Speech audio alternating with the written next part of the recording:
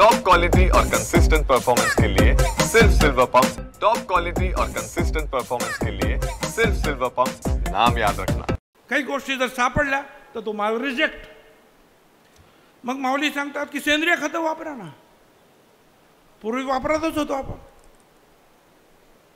आमच्याकडे सुद्धा मी काही ठिकाणी पाहिलं, जर्मनीवरून लोक येतात, ते पाहतात की ते बरोबर शेती करतायत की नाही, सेंद्रिय खताचा वापर होतोय की नाही, आणि सगळाचा सगळा माल घेऊन जात आहेत। आजकाल जे आहेत काय म्हणतात तो कॅन्सर, किडनी, आमका तमका शेकडो रोग निर्माण होत। अरे सगळ्यांचं मूळच तिथं आहे। आपण काय खातो, काय पितोय, हे सगळं पोल्युशन,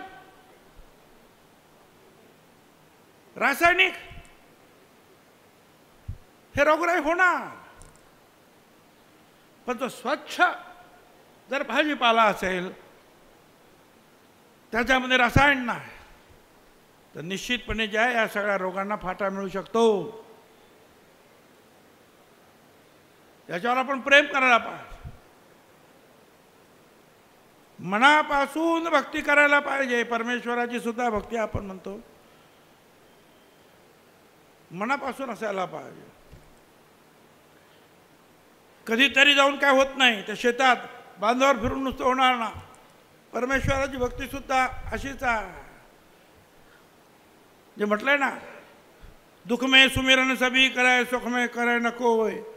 अगर सुख में सुमिरन करे तो काहे का दुख होय। हे सगळं करत असताना लोकांना त्रास होणार नाही हे पण पाहायला पाहिजे। हे पोल्युशन आपण जे म्हणतो ते पाण्याचं पोल्युशन, अन्नधान्यामध्ये पोल्युशन, आवाजाचं पोल्युशन, हवेचं पोल्युशन, सगळ्या गोष्टीमध्ये। दूध, मुंबईला दूध येतं तर भीतीच वाटते की हे कसलं दूध आहे आणि काय आहे। कडासते नावाचे आमचे एक अधिकारी होते, ते रिटायर्ड, आता आणखी एका पोस्टवर कुठेतरी काम करतात। त्यांनी तर पकडून दाखवलं एका गावामध्ये की फक्त दुधाचा एक थेंब सुद्धा नाही, पण रसायन टाकून आमचं करून दूध कसं आहे, त्याला उकळी कशी फुटतील, त्याला फार एकदम फेस बीस मलाई कशी येते, पूर्णपणे रसायन। अरे या किडण्या खराब होणार नाही तर काय होणार। हे पाप नाही का? मग हे पापच आहे। लोकांना अशा रीतीने आपण जर मारणं हे पाप आहे।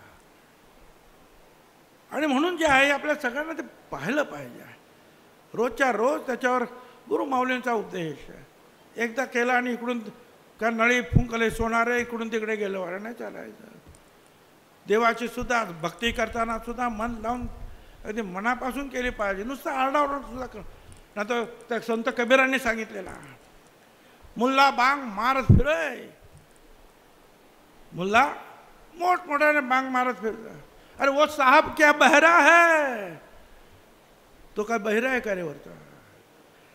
चींटी के पग घुंघरू बांध है, ओ अल्लाह सब सुनता है।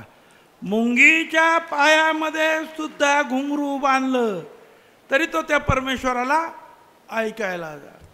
आणि आजकाल आमचं नुसतं ढोर बडाव, अमोक तमोक, कसली देवपूजन, कसलं काय, हे पोल्युशन जे आहे, आवाजाचं पोल्युशन। भक्ती बाजूला राहते।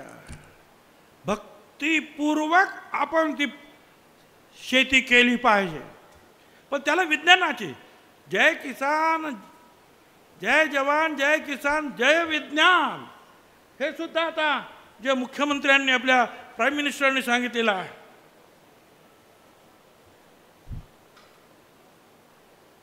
विज्ञानाची जोड, ती विज्ञानाची जोड कशी देता येईल गुरु माऊली सांगतात।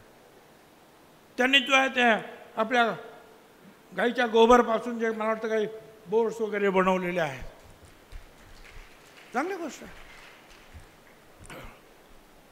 शिवाजीराव डोळे म्हणून मी मालेगावला गेलो होतो। 1,44,000 सभासद आहेत, 44,000 तर फक्त जे जवान लोक आहेत म्हणजे रिटायर्ड झालेले, त्यांनी त्या वेगवेगळ्या शेतीमध्ये वेगवेगळ्या गोष्टी करतात। परंतु सुगंध देणारा ज्याला आपण परफ्यूम वगैरे म्हणतो की नाही, स्प्रे, ते निर्माण करणारी जी वनस्पती जी आहे ती वनस्पती निर्माण केली. गाईचं ते गोबर शेण, त्याच्यावर प्रक्रिया केली, ते जे काय आहे सुगंध तो त्याच्यात मिळवला, उदबत्त्या अगरबत्ती तयार झाली. शेकडो महिला काम करतायत. जेवढा माल आहे तेवढा संपतो. एवढंच ना, त्याने आणखीन पुढे गेले.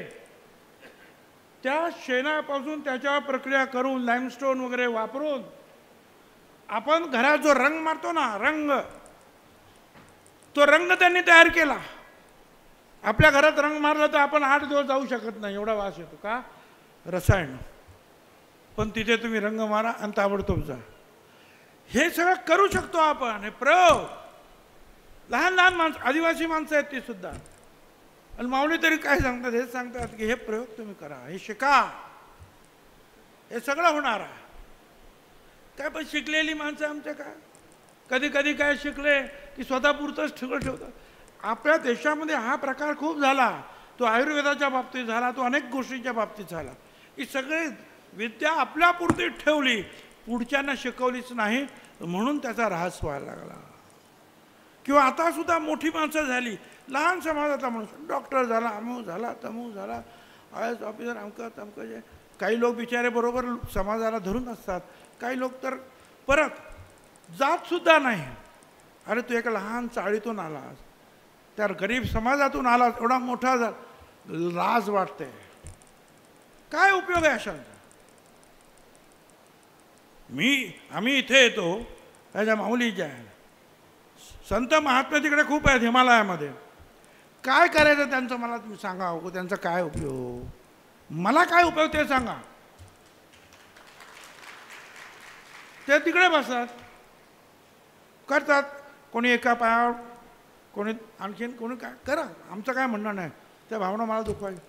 अरे पण या अशा काही ज्या आहेत, असे काही गुरु आहे की लोकांमध्ये राहतात आणि लोकांना शिकवतात की हा रस्ता, या रस्त्याने चला, शेती करायची तर अशी करा, लग्न करायची तर एकमेकाला ओळखून व्यवस्थित करा. अनेक गोष्टीमध्ये रोजगार पाहिजे. या काय काय तुम्ही शिकलेला आहात, रोजगार अनेकांना मिळाला. अरे करा ना. आता ती मंडळी फार मोठी असतील, तर मोठे असले तर काय करा. बडा भया तो क्या भया, जैसे पेड़ खजूर. मोठा झाला, मोठा शिकला, मोठे काय, खजूराच्या पेड़ा, बडा भया तो क्या भया, जैसे पेड़ खजूर. पंथी को ना छाया लागाय, फल लागाय अति दूर. जाणारे येणाऱ्या वाट सरूला जे आहे त्याची सावली मिळत नाही, ते उंच आहे थोडा कापण, आणि भूक लागली तर फळ सुद्धा मिळत नाही. असं मोठेपण कामाचं नाही. मोठेपण हे असं असलं पाहिजे ज्याचा तुम्हाला आम्हाला उपयोग होईल. भाऊ, आता आगामी काळामध्ये सिंहस्थ येणार आहे. सिंहस्थाची कामं सुरू झाले. मागच्या सिंहस्थाला सुद्धा आपण खूप काम केलं. आपला त्र्यंबकेश्वरचा रस्ता आपण बनवला, टोल वगैरे काही नाही. शिर्डी रस्ता बनवला, पुणा रस्ता बनवला, एरोड्राम एअरपोर्ट बनवलं. आपल्या सप्तशृंगीवर पायऱ्या चढायला लागत होत्या, म्हणून डायरेक्ट तिकडे जाणारी फ्युनिक्युलर ट्रॉली म्हणजे एक आगगाडी बनवली. अनेकांनी पाहिलं असेल ते. या देशातली फक्त एकमेव आहे ते अजूनही. आता कल्याणला होतं एका ठिकाणी. घाट मोठे मोठे आपण केले. ह्या सगळ्यांचा उत्तम उपयोग करून घेतला पाहिजे. आता हे येणार म्हणजे तुमचा सुद्धा दूध लागणार आहे, तुमचा माल लागणार आहे, ह्या सगळ्या गोष्टी लागणार आहे. आमच्याकडे पण असं आहे ना, कांद्याला भाव आला का सगळे कांदेच करतात. मग त्या कांद्याच्या होत्या तर वांदे, आता त्याचे भाव पडले का मग परत आरडाओरड सुरू होते. आणि मग म्हणतो की बाबा हमी भाव द्या, हमी भाव द्या. काही लोकांना पाणी खूप दिलं, काही येऊन जाऊन ऊस आणि ते साखर कारखाने ते पण नीट चालेना, तिथेही अडचण. अरे पण ऊसाला जे पाणी लागतं त्यातून जर 1 रुपया मिळत असेल तर तेच पाणी वापरून आपण इतर जर पिकं घेतली तर 7 रुपये मिळतात. जे पाणी आपण ऊसाला वापरतो 1 रुपया मिळेल, ते आपण भाजीपाला आणि इतर गोष्टीत वापरलं 7 रुपये मिळतील. पण काय ते जरा कमी कष्टाचं काम आहे.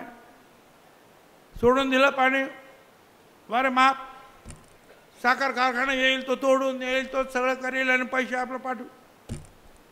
कष्ट करावेच लागतील तुम्हाला आम्हाला, त्याशिवाय गत्यंतर नाही. आणि या संस्थाच्या ह्याच्यामध्ये सुद्धा मला वाटतं माऊलीने एक हॉस्पिटल सुद्धा बांधायला घेतलं आहे, मोठं हॉस्पिटल. मी ते त्यावेळेला पाहिलं त्यांचा ते सगळा आराखडा वगैरे.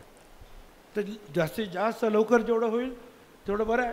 त्या कुंभमेळ्यातील आपल्या लोकांना कामाला येईल. आता पाहिलं आपण त्या प्रयागमध्ये काय चाललं. पण हे जे आहे उपयोगाला येणाऱ्या गोष्टी आहेत.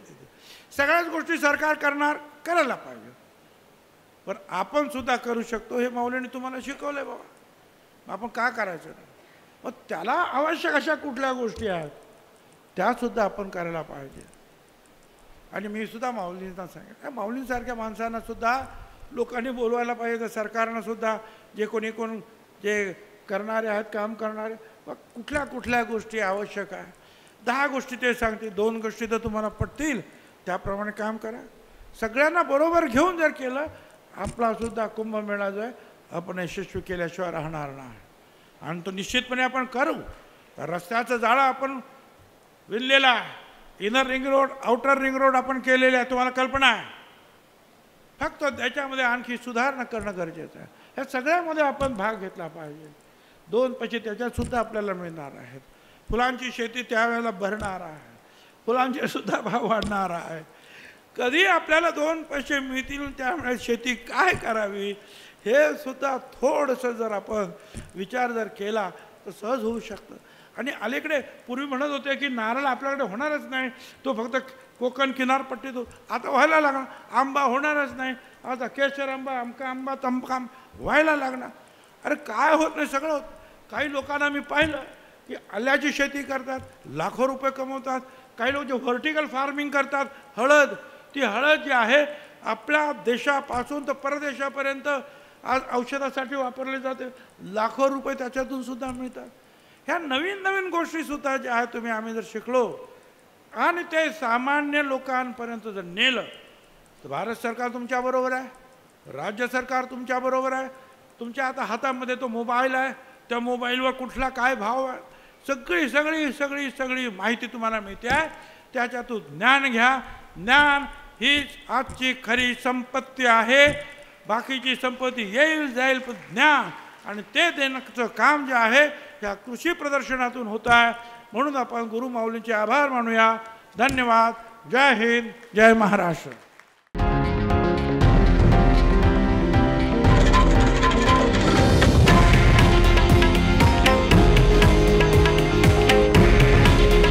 हे आहे देशातील नंबर 1 न्यूज नेटवर्क आणि आपण पाहत आहात TV9 मराठी. काळजी तुमची, हित महाराष्ट्राचं.